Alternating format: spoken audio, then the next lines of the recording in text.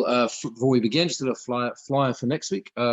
We are next week, instead of the regular Parsha share, same time, 8 o'clock, slightly longer, 8 o'clock to 8:45. We do Divrei Torah on the Haggadah.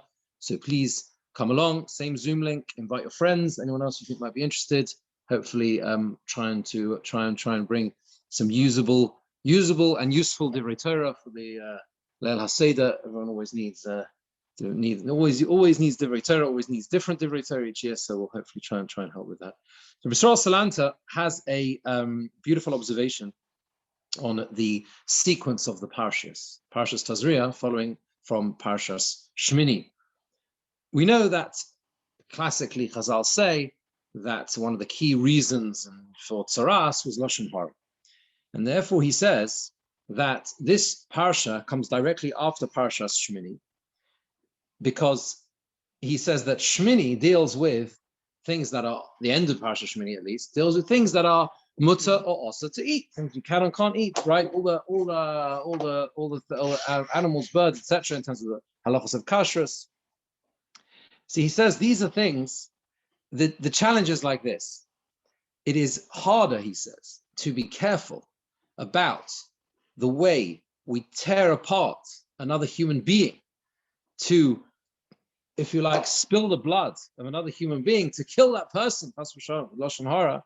These are things that people are less careful about than what they put inside their mouths. In people's eyes, sadly, this is a lighter form of Avera than putting something treif in your mouth. And he says that what the Torah does is that immediately after the parsha of treif, kosher and treif, the Torah puts these parsha of Tumah and Tara, which is meant to tell us that it's not just about being careful about things like animals and birds, etc., things that are osir to eat, but we also have to be careful that we don't tear apart a human being.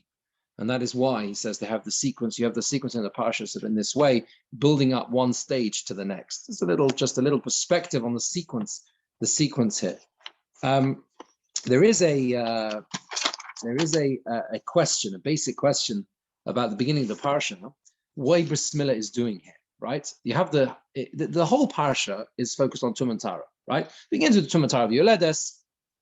So why exactly Yoledes has Dinei Tumah? Okay, this is something we're not going to speak out specifically this evening. By Yom Hashmini Yimol B'Sar Losei, right? On the 8th day, Yimol B'Sar Losei. So the question is, what is that doing there?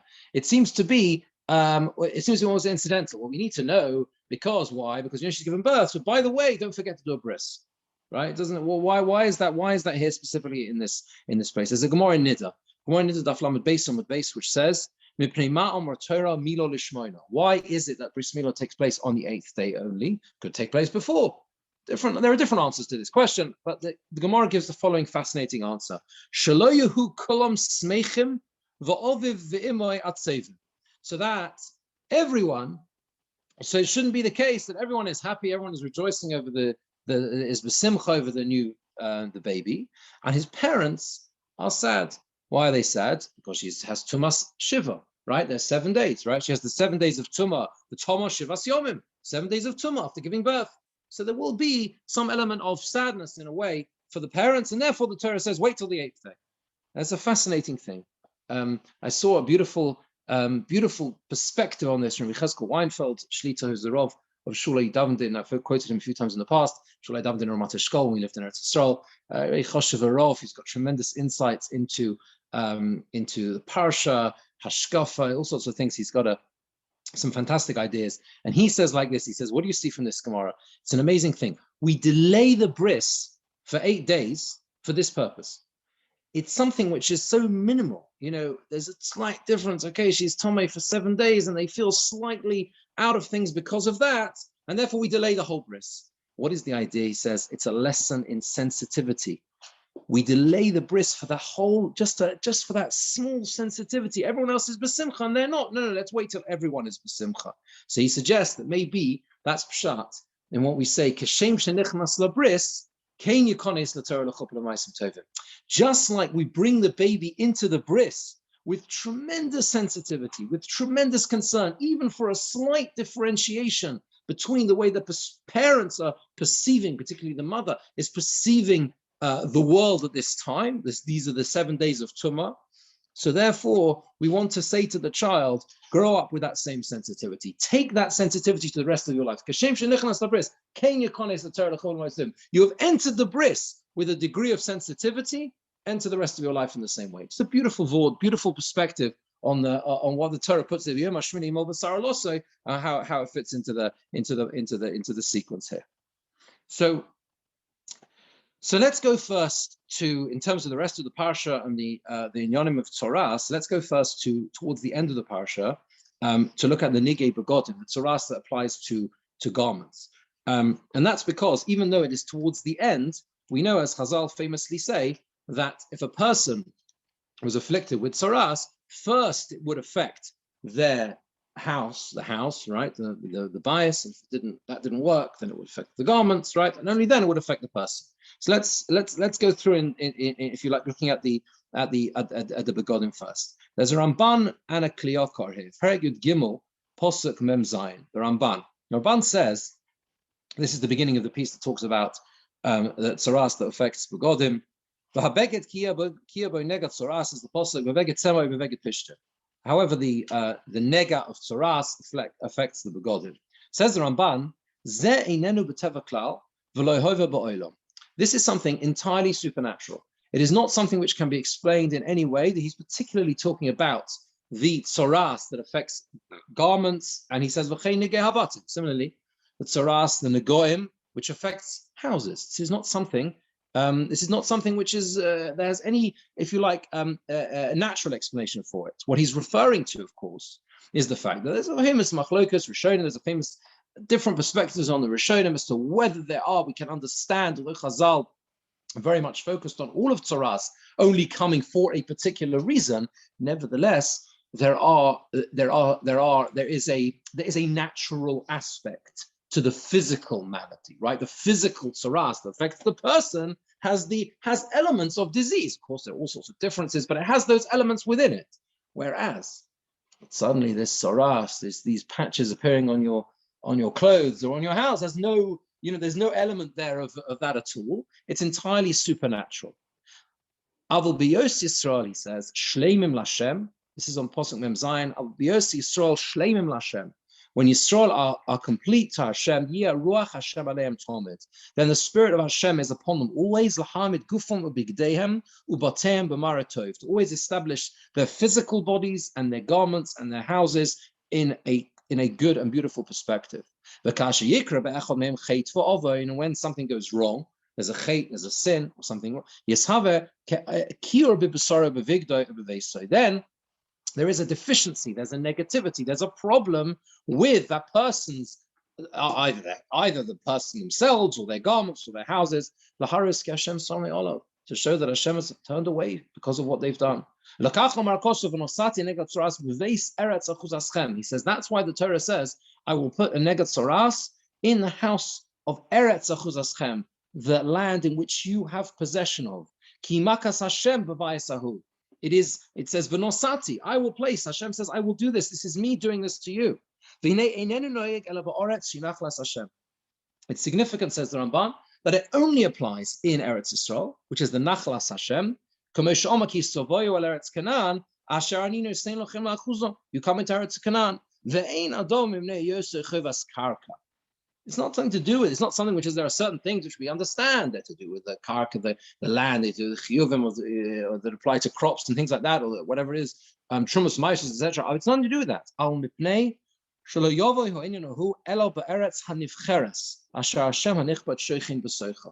It only applies in the Eretz Hanivcheres, the chosen land that Hashem himself rests upon. What the Ramban is beginning to build up here is a fundamental point. It's the idea that Tzoras, in a way, in a paradoxical way, and the way it affects the person, can also be a sign of chosenness, a sign that HaKadosh Baruch Hu wants to draw you near. And that's why it's Be'eretz HaNivcheres. It only applies Be'veis Eretz Achuzaschem. In the land which I've given you, I have encouraged you to build it up, to make it special. And yet, something has gone wrong. And he says that, he goes further and says that in the Medrash in Toras Kohanim, it says, Toras Kohanim Dorshu Oid, She'ein Abayis Matame Ela Acha Kibush V'chiluk. The bias is only matame after conquering, after division of the land. Only after everyone has their own part, they're sitting there, everyone's sitting there under their vine, and everyone's comfortable in Eretz Yisrael. And the reason is, then they have the ability to rise to this level. When people are busy fighting a war, when they're busy trying to settle the land, to conquer the land, it's difficult. How can they think about, doing everything right and whatever? But once they're settled, once they're there, that's when they need to transform their perspective and their mindset and think, I can be better than this. I can reach higher than this. And he says, he says, I think that also that's the same, says the Ramban, with the clothes as well. The negoim that apply to clothes. Didn't need to exclude chutzlaretz because it just never would apply there at all. So he talks about the difference between white and colored. We can leave the rest. But the point the Ramban is making over, if you look at what he's saying, he's trying to say that the message of what happens to the begodim and also the batim is about uplifting the person. It's not about saying to the person, you're rubbish, you're worthless. On the contrary, it's the opposite. Hashem is saying, I have given you something so special. I placed you in Eretz Yisrael. I've given you everything you could wish for. You don't need to be like this. You don't need to be so petty that you start talking lashon hara about someone else or all the other things that potentially tzaras can come for. You can be better than that. And the Kliyokar also says the same idea, that there is, you have to say, he says, that all of these, everything that tzaras that applies to the beged and to the batim is all b'derech nes. It's all b'derech nes. Now, Reb Chaim Shmulevitz builds something very, very important out of this. He says that we know the sequence. The sequence is that the negoim will begin in the house, right? And if he does tshuva, great. If not, it goes to the next stage actually is like the bread spreads or whatever in his house, sheet. And after that, he goes to the rest of his garment. He doesn't do that. Then he goes to himself personally. He says, when we talk about oynesh, we talk about consequences that apply for doing the wrong thing. He says that also there is an aspect of midah keneged midah. But he said the point, how we understand quote unquote punishment, is to elevate us. Is lahamid es ha'odam. His lashon is lahamid es ha'odam al ta'uso, to put a person on the right path. You made a mistake in this area. You can be better than this. And therefore, to show people this is better, this is to show us we can do more than this. And he says, this is why the Tosefta says that tzaras would come bit by bit so that a person can have an opportunity to see, no, you know what, maybe this is a sign, I can improve myself, I can do better. But he says the astonishing thing here is that, as the Rishonim explain, everything about the tzaras as it applies in the early stages, right? Because remember, this comes first, right? The bias and the beged, before it gets to the person himself, that's the stage which is completely lemalo miderech hateva.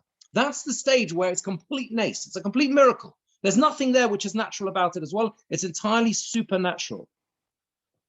So he says that he brings the Rambam in the Pirush HaMishnayos, who says, "V'zeh derech hamusa v'hatoichacha." He says this is a way of musa and rebuke in that sense. But these are things which are unnatural. They're not natural in any way, and yet Hashem causes them to come by way of a miracle. Says Reb Chaim Shmulevitz, Royem Onu, we see from here, Shebeshvil l'lamed lo'odom es ta'usoi, to teach a person what they've done wrong, to rebuke them, she'ein ma'aser b'tzum l'pnei HaKadosh Baruch Hu, that his actions are not appropriate in front of Hashem, roy la'asos afilu nes. It is worth Hashem performing a miracle for that. In other words, it's the same idea. He's taking something which appears negative and turning it almost on its head. Hashem turns around, so to speak, kaviyochel, to the person and says, one second, I am willing to put myself out, to change the natural order of the whole world, which Hashem doesn't do, hardly does, right? Tzias Mitzrayim, miracle. Hey, I'm going to do a miracle for you, especially a nace for you, to put you on the right track. It's a zchus to be in that position. It's a merit to be in that position, to put a person back on the right track, on the straight and narrow. And the striking thing is that The next stage doesn't have that level, right? Because the Nigei Haguf is more natural-like, has more characteristics of a physical illness, right? Says Reb Chaim Shmulevitz that when it comes to a person who doesn't take that message, right, and he doesn't appreciate the fact that Hashem has turned over heaven and earth to give him the opportunity to do tshuva, literally, then what is happening? The person is looking at what's happened to his house and his clothes, and he says, it's just a mikra, it's a chance, something went wrong, went a bit moldy, it's a chance, a mikra. Brings the pasuk in Vayikra, V'im telchu imi keri, if you conduct yourself with me, keri, which is by mikra, like you treat everything as happenstance, just a chance, what? Casually, exactly, then I will treat you the same way. And that's why the next stage is what? Is a choli haguf. And the next stage is the tzoras affecting the physical person, which is actually part of the natural world in that sense. It's because it's almost saying to the person that, as if to say, the person has to realize that it is not in other words, he says that the real essence of the consequences that apply to this person who hasn't taken the message from the bias and from the beged is almost as if saying, the consequence is for this person that he's underneath biyad hateva. That's the message of the tzaras that affects the guf, right? You're going to be subject to the natural world because I tried, Hashem says, I tried, right? That not to conceal my face. I did this, I went through this whole miraculous process. I effected all these miracles to give you a chance, but unfortunately it didn't work. And therefore you're going to have to slip back under the natural order of things. And therefore that's why the tzaras affects the guf. So that's what Chaim Shmulevitz put together there with the Ramban to do with the tzaras of the beged and the garments and the houses. Now, if we go back to the beginning of the parsha, we have this concept called the nigei atzmoi, right? Nigei atzmoi, the negoim which affect the person, physical person. Now, if you look at the Toras Chaim, Perek Yud Gimel Pasuk Beis, just a few lines of the Toras Chaim. Perek Yud Gimel Pasuk Beis, yeah, that's right at the beginning. Odom ki yev ar b'soro se'eso sapachas. The Toras Chaim picks up here. It's the second paragraph. Ki yiyah ba'ar b'soro. Moidia HaKosov, he says. Second paragraph in the Toras Chaim Pasuk Beis. The Torah tells us, She'ein tumas tzaras be'isha Yisraeli, ela ba'ar b'soroi v'lo b'fnim. He says the idea of tzaras is the dafka that it's only on the skin. It doesn't penetrate. It doesn't go beneath the surface. And the reason is, he says, that the nefesh Yisrael, by definition, the soul of Klal Yisrael, it doesn't go deeper. It doesn't go beyond. It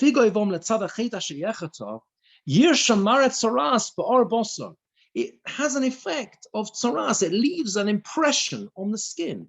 It doesn't go any deeper than the skin. It only goes on the skin. It doesn't go into the flesh.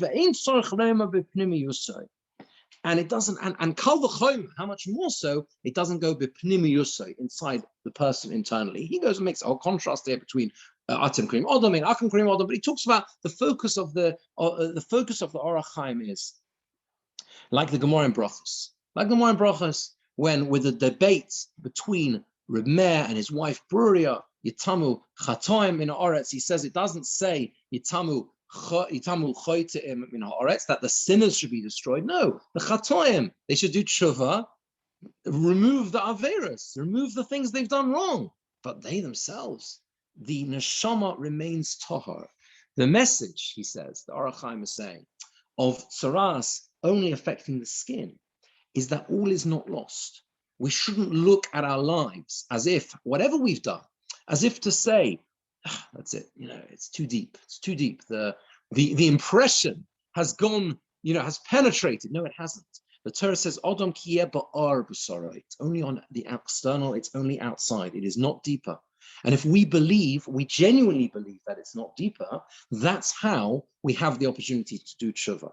So again, you've got to learn this parsha. Tzara is a difficult parsha. difficult, all the details of Toras. I think we have to learn, or we can learn this parsha as a perspective on how to come back, how to understand that we essentially remain Torah. This is a parsha entirely about Tum and Tara.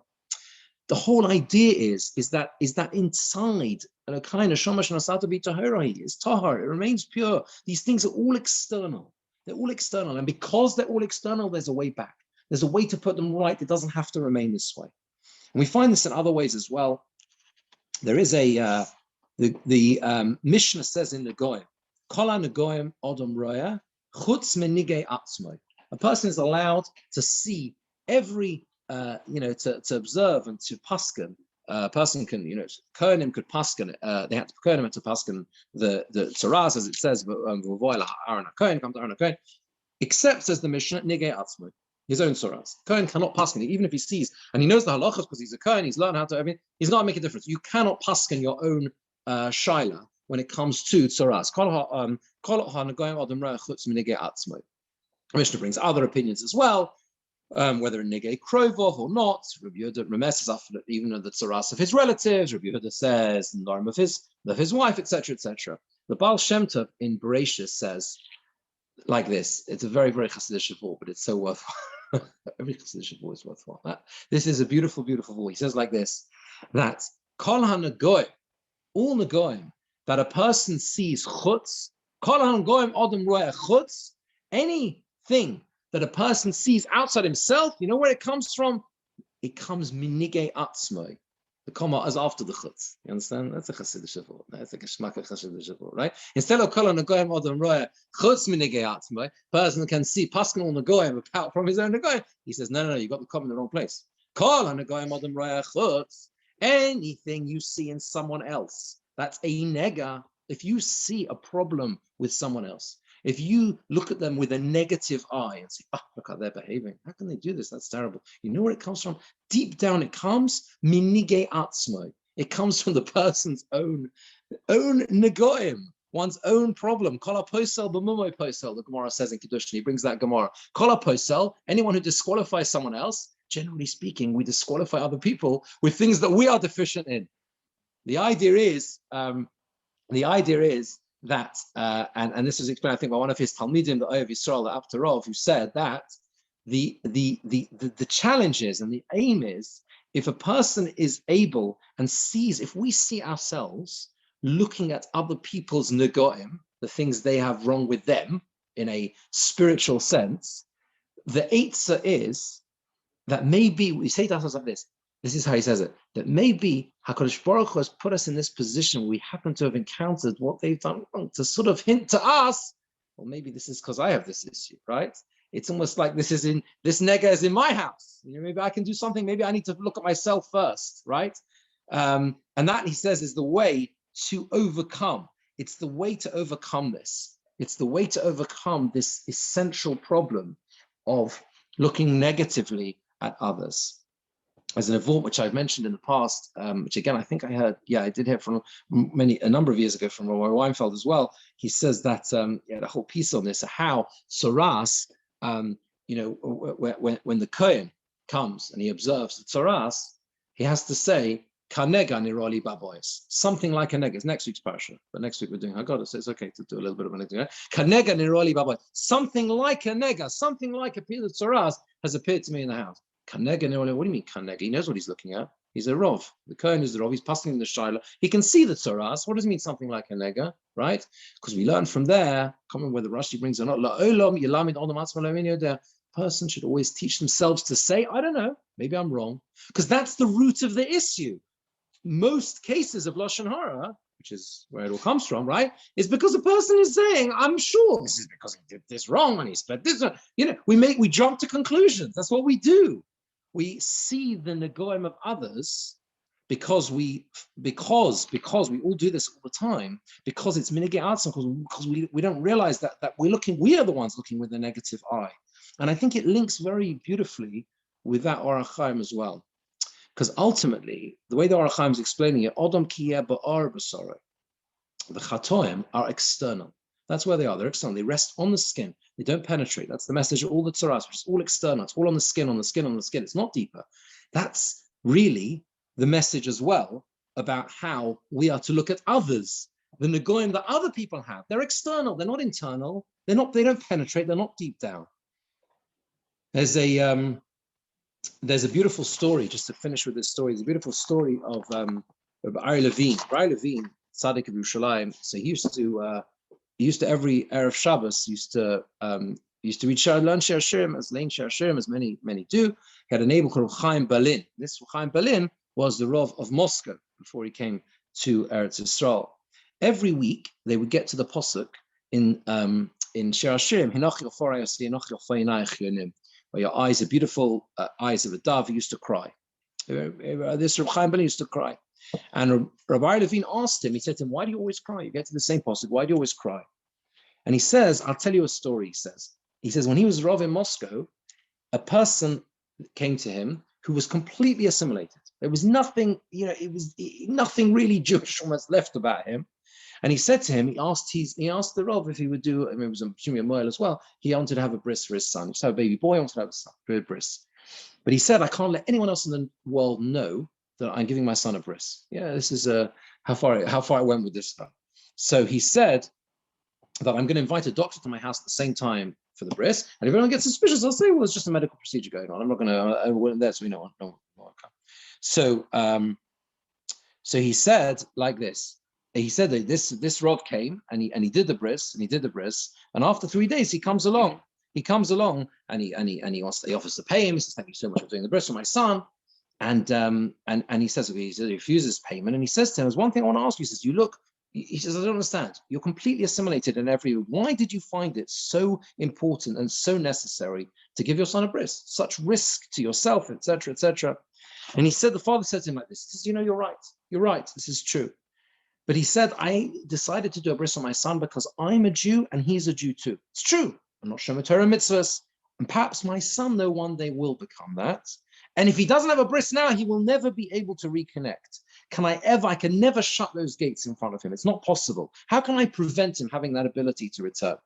And this Chaim Berlin said to Rabbi Levine that there's a Gemara in Bava Basra. Those who come to the Gemara, we learned this very recently. Yeah, if you find the doves, remember the doves, right? That don't know how to fly yet, so they belong to the closest nest within 50 amos, right? The closest nest that's within 50 amos. That's how it works. If they're beyond that, right, then they don't belong to us. They don't have to sit. They could have come from anywhere. Okay, and we know the Gemara says that the young doves who can't fly, they don't go beyond that. They have a radius within which they go. They won't go too far from the nest. So Chaim Berlin said like this. He said that Jews are like doves. We sometimes stray away, but we only go as far as we can still see the path back. We can still see but we never go. A Jew will not go further away than he can still at least see the nest. He can still see the dovecot. And he says, that's why, he said, I always cry when I get to this pasuk, Hinoch yoforei yosi, Hinoch yofei inayich yonim. Right? Your eyes are like doves. Your eyes are like doves. Because just like he said, I always remember the story of this father who made sure his son would have a bris so he could always find his way home. Could always see his way back to the nest. And ultimately, I think that is really, it links to the beginning of the parsha, of course, with the bris, but also with the mitzvah bris milah.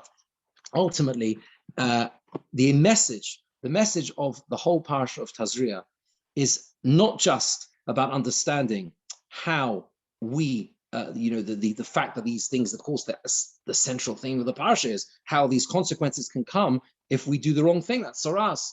But it's about understanding that ultimately it's a pathway back. It's a pathway back which begins with the nissim. HaKadosh Baruch Hu, I'll put myself out so far to give you a pathway back. I'll perform the miraculous.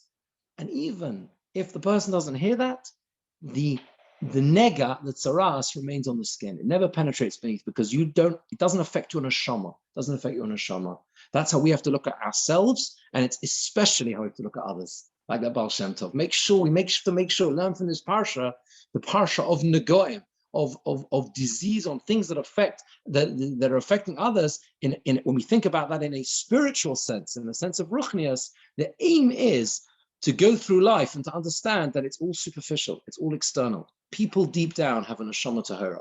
That's, I think, one of the key messages of this parsha. Thank you all for listening. Haggadah next week. It's Hashem 8 o'clock. Thank you. Okay. Thank you for joining. Thank you, Rabbi. Shabbos pleasure. Thank you. Thank you.